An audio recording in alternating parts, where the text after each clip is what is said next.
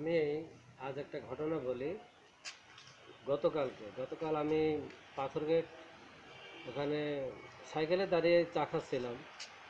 তা চা খেতে খেতে হঠাৎ দেখলাম আমার সামনে একটা কুকুর, আর আমার পেছনে ছিল একটা অটোরিকশা।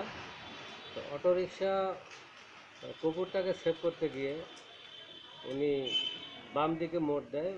ওই গাড়িটাকে বাম দিকে মোড় দেওয়ার কারণেই গাড়িটা এসে আমার উপরে পড়ে। আমার সাইকেলও ক্ষতিগ্রস্ত হয়েছে, সাথে সাথে আপনারা দেখতে পাচ্ছেন যে আমার হাতের কী অবস্থা।